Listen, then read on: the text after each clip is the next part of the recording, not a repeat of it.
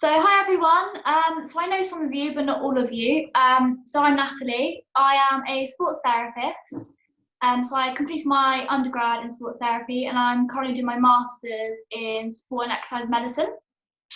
So I work in a private musculoskeletal clinic over in Romsey. I'm fortunate enough to work with one of the UK's leading podiatrists, Nick Knight. So yeah, I've had so much experience through him. Sort of the main things that we sort of portray to people is it's not only sort of the treatment process of an injury, it's the rehabilitation and also the maintenance after. So it's the sort of the strengthening stuff and being able to continue that. So our sort of motto is sort of to get active and stay active. So we treat a variety of people, from professional athletes to sort of be a daily dog walker. You know, anyone walks through the door, we're more than willing to help.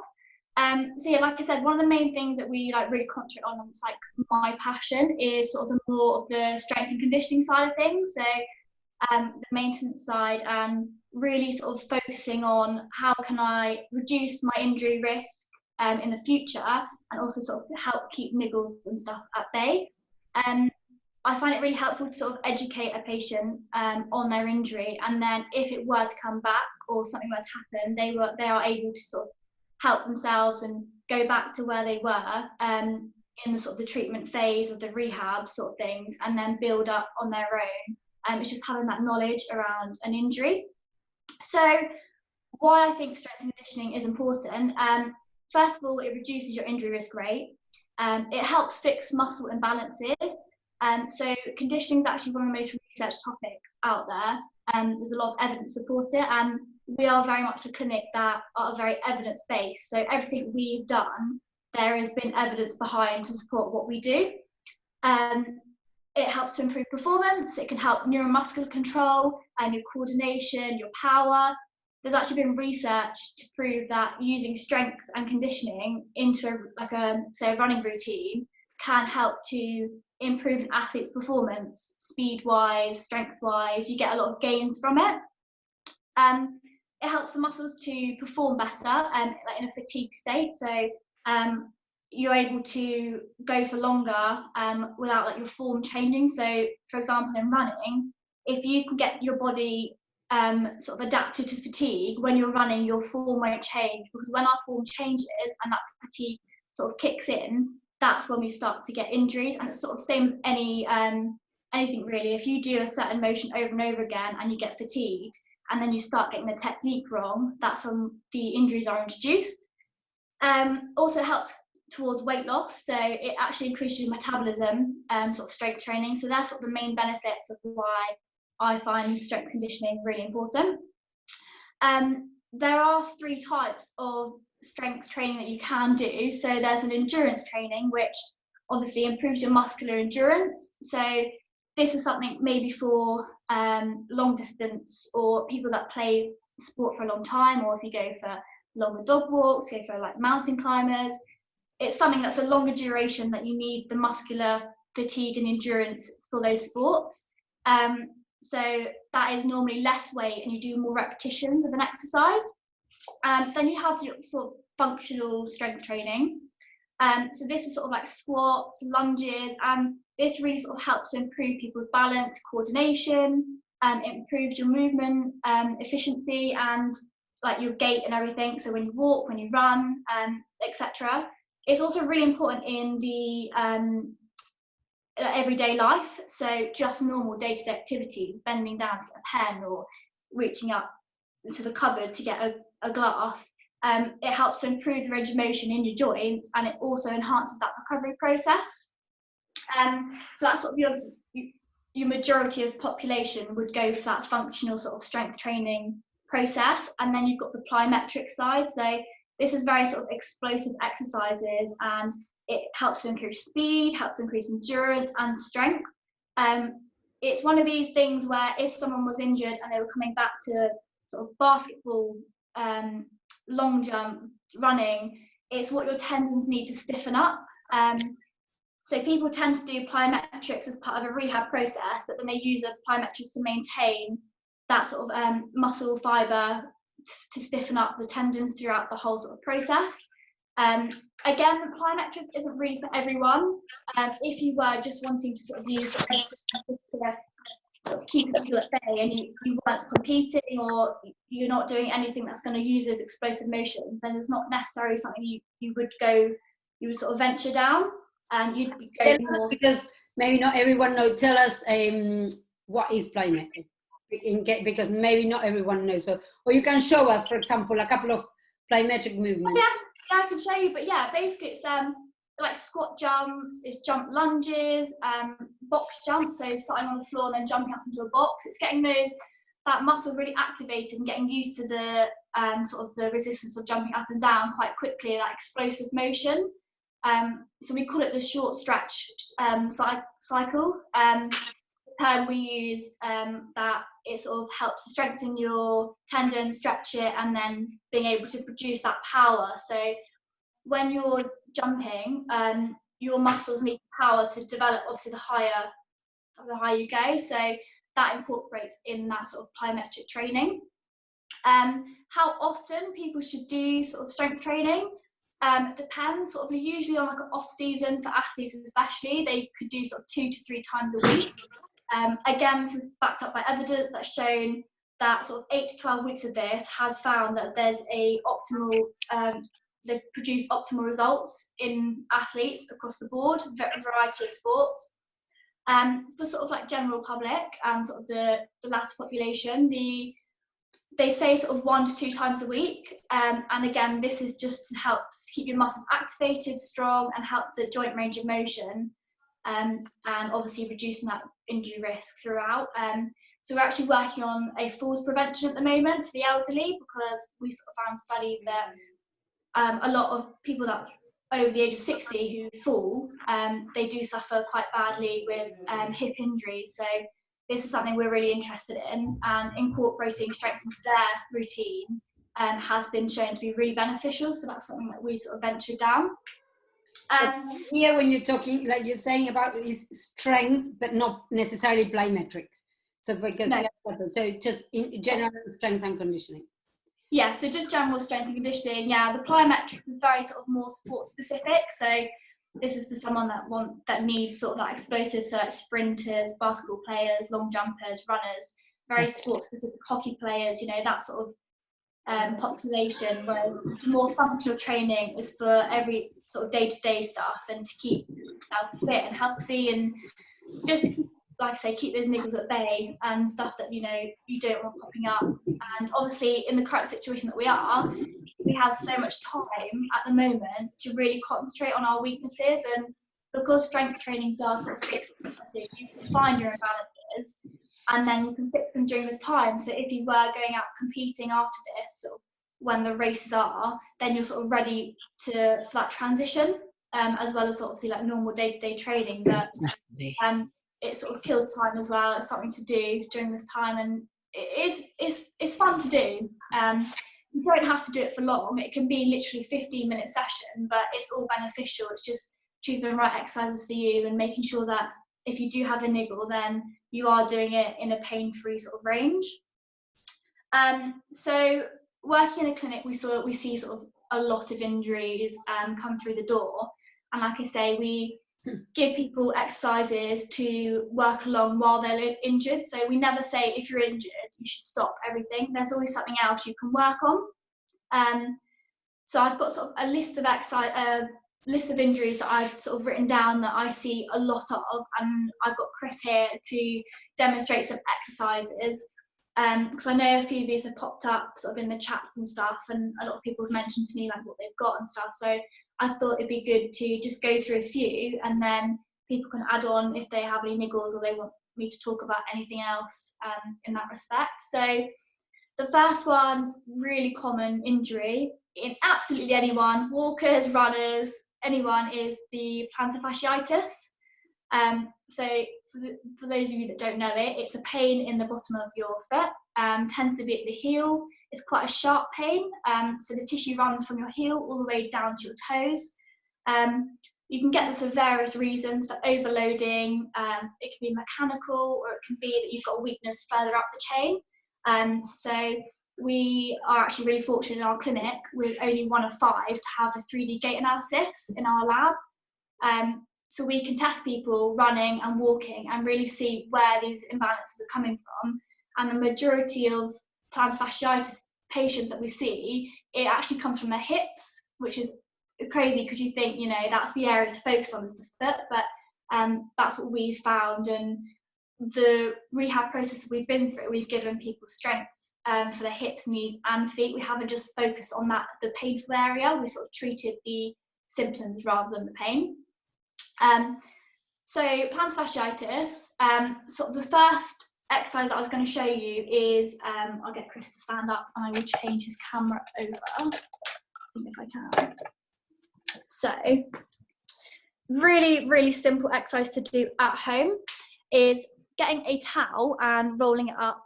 And then what you want to do, so this is sort of the easier option, is you place the towel right underneath the bottom of the toes. And then from here, you're going to do calf raises. So we start with double calf raises and we come back down.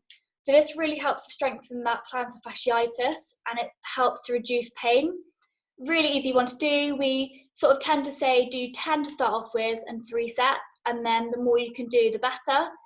And to improve this, we then go to a single leg calf raise.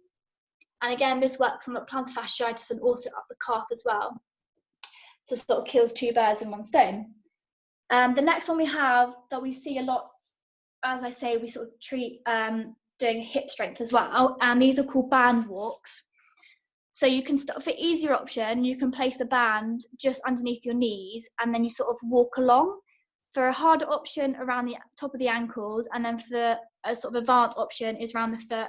You sort of tend to stay in a squat position and then you're walking side to side, keeping that position, sort of doing 10 to 15 one way, 10 to 15 the other way. And this really targets that glute med, glute min, that we see a lot of weaknesses in those plantar fasciitis patients. The next one that we see is medial tibial stress syndrome. So that's also known as shin splints to us. So it's quite a common injury.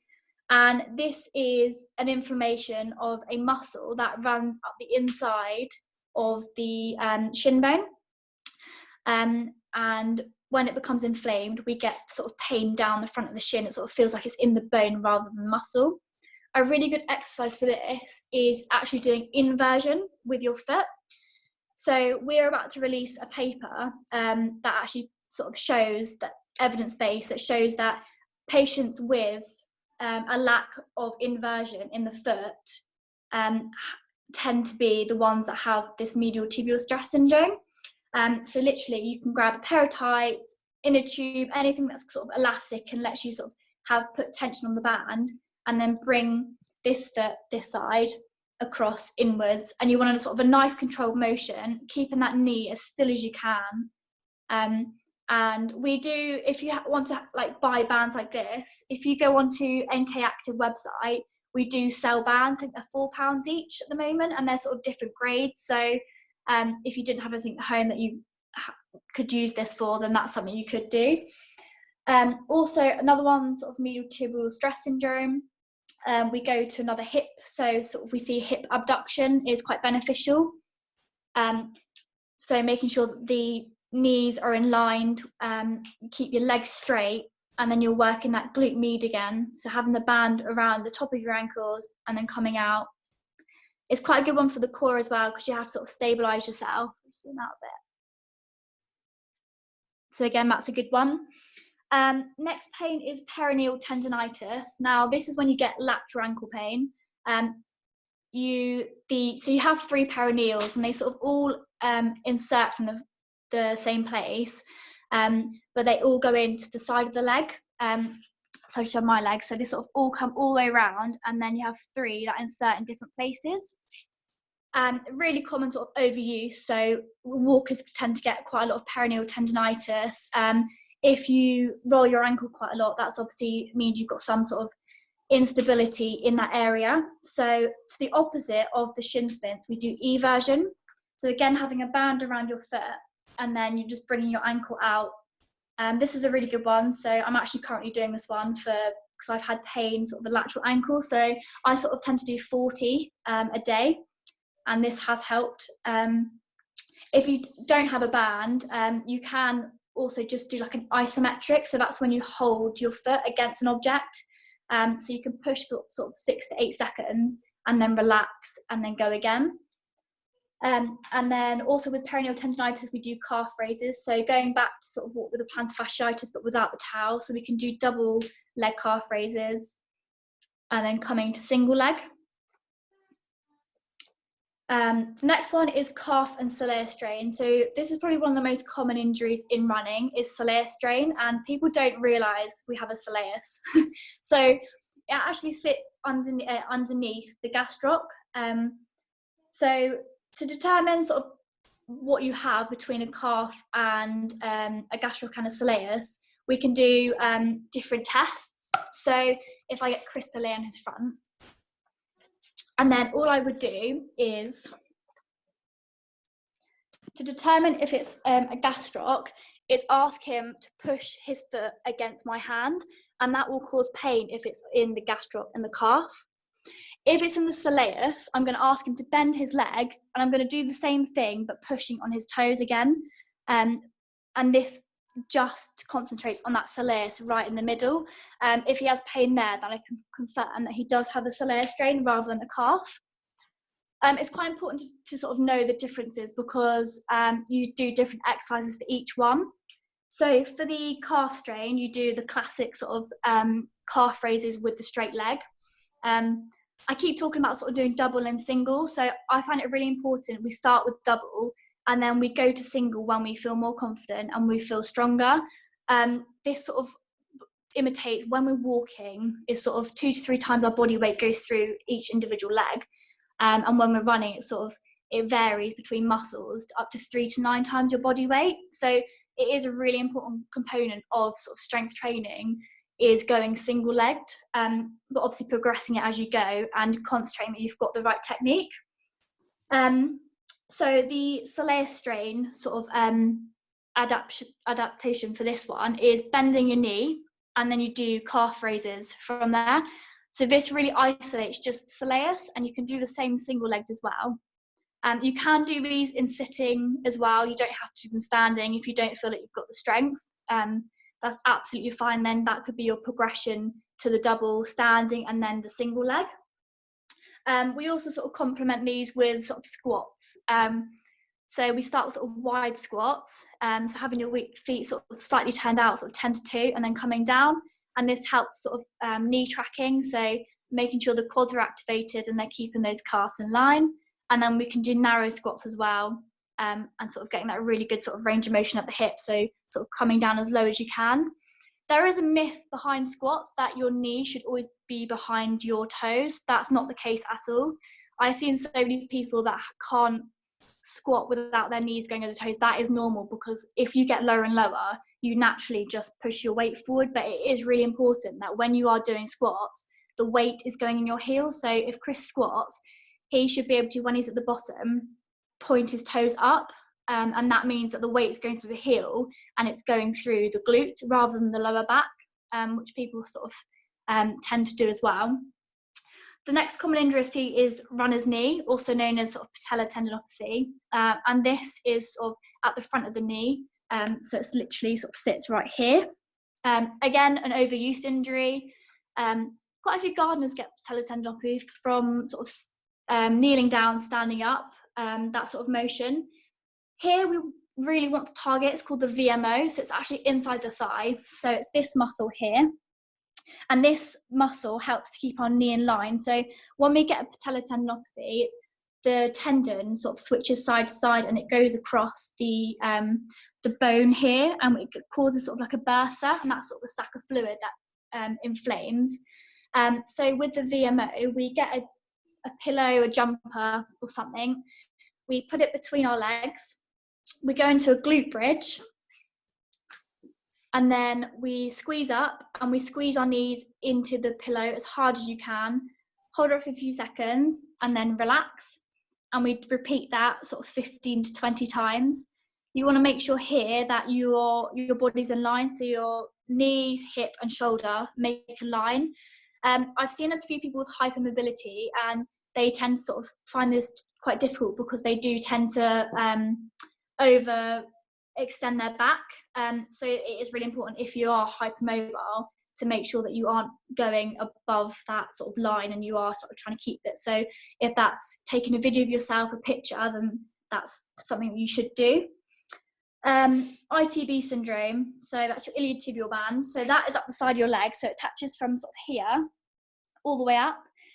So the amount of people that I see that think they have knee pain or a meniscus tear when it's actually their ITB. So the ITB is a fibrous tissue that runs all the way up the side of the leg. It's a really hard tissue, and there's no stretch in the world that you can do to loosen it off. It's just one of those things that's just really annoying.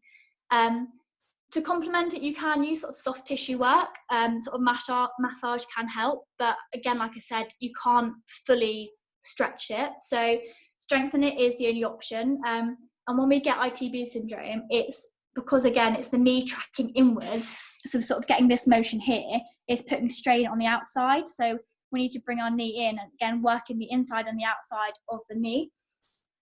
So for this one, we use crab walk. So they're sort of the ones at the beginning I sort of said about. And that focuses on, I think with this one, it's more important to have the band underneath the knees. And then you can actually feel yourself pushing your knees out instead of bringing your knees in. And then another one for this one is runner's stance, or sort of single leg deadlifts. So Chris will just demonstrate that.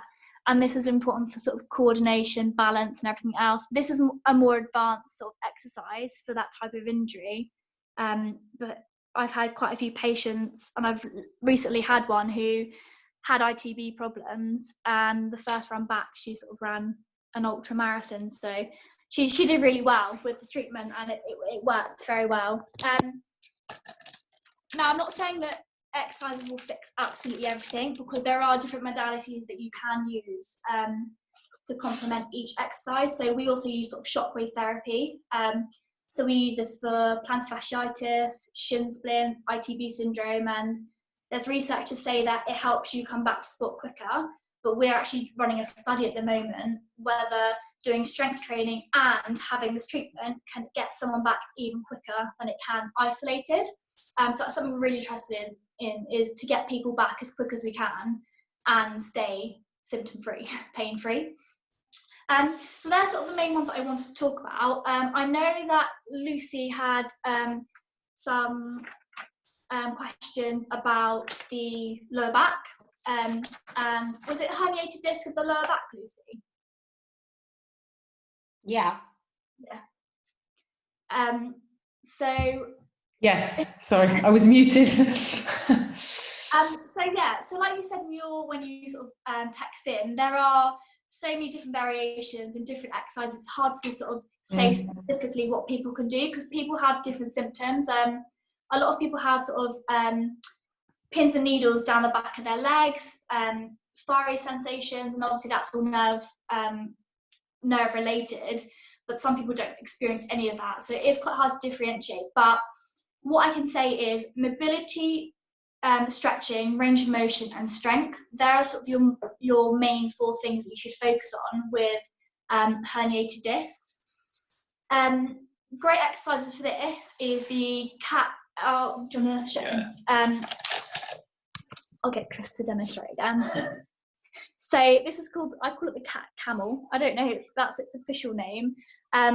So we go on all 4s, we keep the hands just below the shoulders and the knees in line with the hips, and then we go down sort of, that's it, tummy button to the floor and then tummy button to the ceiling.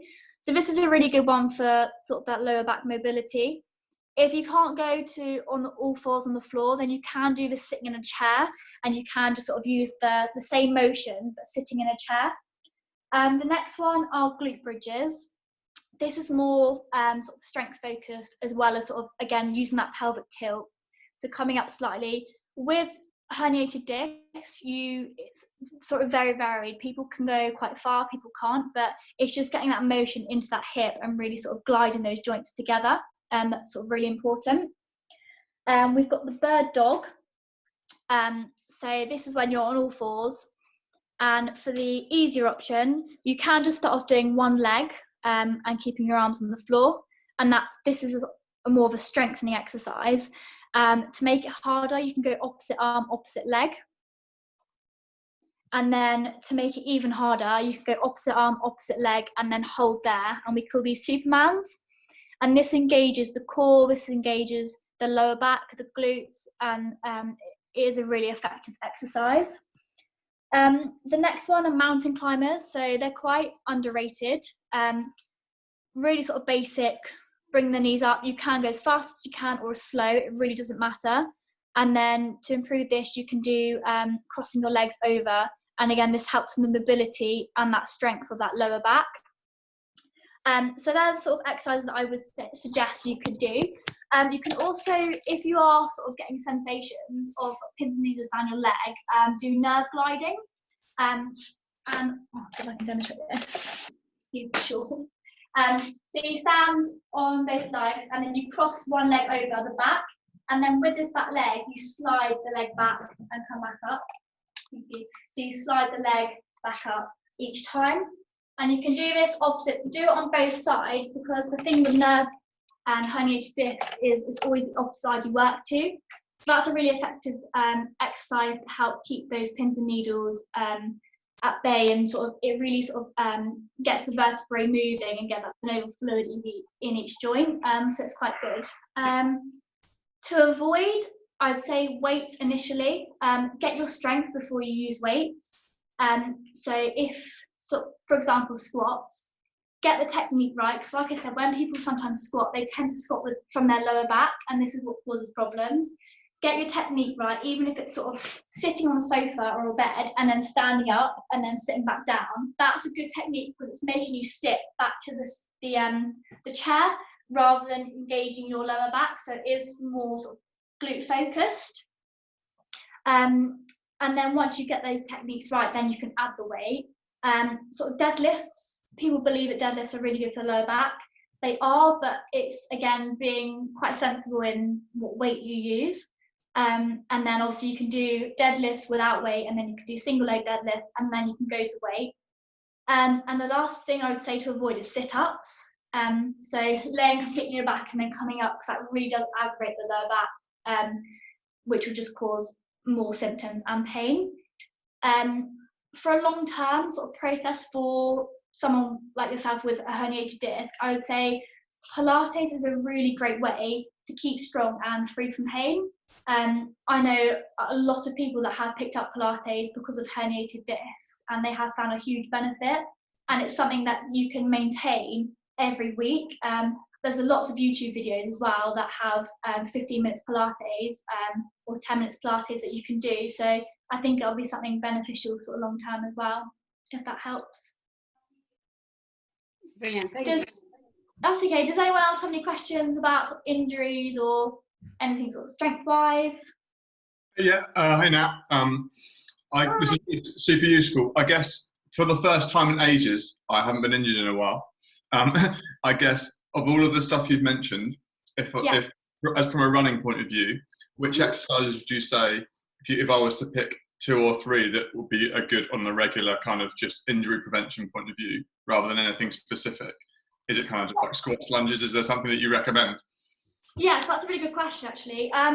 So for runners, obviously it's going to be lower limb focus. So I think ones to focus on are going from the double to single legs. So start with the squats and then go to single leg squats. They're really, really useful in runners, a runner's routine.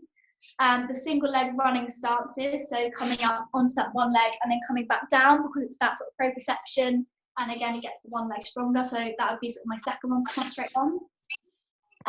Calf raises and soleus raises, so using those two because calves are very sort of dominant in running, and the squats help with the quads and the glutes, and then I would add like a core exercise as well, so just put a few, like 2 or 3 core exercises in, and I would say that would sort of be a good maintenance program for someone like yourself that wants to sort of stay injury free, and it sort of incorporates all of the mentioned above. That's super useful, thank you. You're welcome. Hi, Nat. I have a quick question, please. Just on ankle mobility and ankle strengthening, would you have any exercises for that? Yeah, so like I mentioned before, the inversion and eversion is really good for ankle strength. Plantar flexion and dorsiflexion. So yeah, I'll get Chris to show you this one. You can use like a towel or something, but I tend to tell people to use something elastic that you can really sort of use resistance. So wrap it around your foot, bringing the ankle down and back up. With this one, it's really important. People tend to do it really fast, so I would say Chris is doing it too fast. Really sort of take your time, and when you contract the muscles and they're going slower, you're using more muscle fibers, which help with that mobility. And then you can do it the other way as well. So I can hold the band, and then Chris can bring his foot up to his chest, which is another good one. Yeah, the inversion, eversion. Calf raises, they're great for ankle mobility because you are putting added weight through them. You could also do like lay a towel down or pillow down and do like a single leg stance on a pillow. So that introduces sort of proprioception, and we forget how many muscles we have in our feet. So once you go on that single leg, your muscles sort of are activated to stabilize and to keep you from falling over. So that's quite a good one for the mobility sort of thing. Also, another really good one that has a lot of evidence behind it is it's called the star. And basically, what you can imagine is if you had a clock around you, you're going to bend one leg, and the one that you're bending, you keep still, and then you bring the other one forward, sideways, and backwards. And that really helps get into the joint of this one, and it also works on that single leg stance as well. So that's quite a handy one to have and do for that ankle mobility. And yeah, like I said, it's been researched a lot, and it has been proved sort of to help that. Oh, that's really helpful. Thank you so much. Thank you. You're welcome. Can we Anyone go else? body a little bit? Yeah. So I'm a sailor and swimmer and struggle with my shoulders. I'm kind of injury free and managing right now, which is really good. Is there anything particularly you can recommend to kind of just strengthen and kind of it was more entrapment than anything else, but just to kind of keep your shoulders strong? Yeah, so is the pain sort of more at the front? Is it anterior or is it in the back? In the front. Yeah, so a lot of front injuries, yeah, they're sort of from overhead motions. So reach up to the cupboards. Obviously, you do a lot of sailing, so you are sort of using a lot of overhead motions. Yeah. For exercises like that, I tend to get people to do things below their range. So 2 cans of beans, you can sit down or stand there and just bring them up, so sort of doing lat raises. You do side ones and you can do front ones. So these are like the deltoid muscles, so you have 3 of them, and they're the ones that wrap over the top of the shoulder, and they're what control your movement of going up and across, and getting those stronger helps to relieve pain. Also, if you're getting pain anteriorly, it can be posture. So we get a lot of shoulder impingement, and that's from sort of bending over, like sort of hunching over. So doing sort of scapular exercises, so we call them scapular setting. So it's sort of sitting against the wall, having your hands back and literally pushing into the wall to activate those scapulars. So that's another great way to do posture and sort of do that sort of anterior, because a lot of people work from the front and they don't work on the back as well, and that's when we do get the round posture, and then we get those problems at the front. But stuff like that, we've got pendulum swings, so kneeling on a surface, you can go forwards, you can go sideways, you can go round. That's quite a good one for the mobility side of things. I'd say those sort of the main ones, sort of quite good ones to concentrate on, and also sort of rows as well, so bending using a weight or resistance band, back straight, and then you're bringing the elbow close to the body and bring it in that plane of motion. If you did experience pain in that area, those are exercises that you can do, and they will be completely pain-free. They won't cause any other niggles. So yeah, I'd say those are the ones you should concentrate on. Perfect, thank you. You're welcome. As you're there with them, like talking about swimming and shoulders and back, I think lots of people that swim with us, not because of swimming, but because of work, posture, as you say, Yeah. Sometimes they're trying to improve the technique, but we realize it's not about the technique. It's that they normally have that kind of tightness around the shoulders and hinging forward. So what flexibility exercise would you recommend them? So for the shoulders and just to open up the chest. Yeah, so what you want to do is if you place a foam roller or a rolled up towel and you lay on your back and have it sort of across sort of here where like a lady's bra strap would be, and then so you're sort of arched slightly, and then when you're laying down, bring your arms up all the way and touch the floor. That really sort of helps the thoracic spine. Some of them can't. Some of them can go up there. The arms don't go back. Yeah, or you can use a wall, so you can actually stand forward facing the wall, and then you push into the wall, and it gets that little bit more motion from the bits that you can't do yourself. You can also use like a broomstick, so you can hold a broomstick just above your across your back, and then use that to sort of stretch and the flexibility as well. And then from there, you can sort of go like different ways, so sideways. You can do the a sort of stand-up stretch. So there's different options, and if you use different like equipment to use it, then you'll be able to get more of a range of motion than you would just trying to do it yourself. So yeah, that's another one I'd say. Anyone else? No. No? All good? Yeah, brilliant. Fantastic. Thank you. That's it. I hope I sort of answered everyone's questions. Sort of We have less than a minute, but it would be nice to say goodbye properly. If any of you did want to personally message me, I honestly don't mind. I'm more than happy to help. If you want me to sort of do like a little maintenance program for you, just drop me a message, and yeah, more than happy to help anyone. Because that's one important thing that I was going to ask. I basically believe, and I'm sure you too, it's important to do it with someone that knows what they're doing, rather than just going and make it up and do something in the gym, because it can be more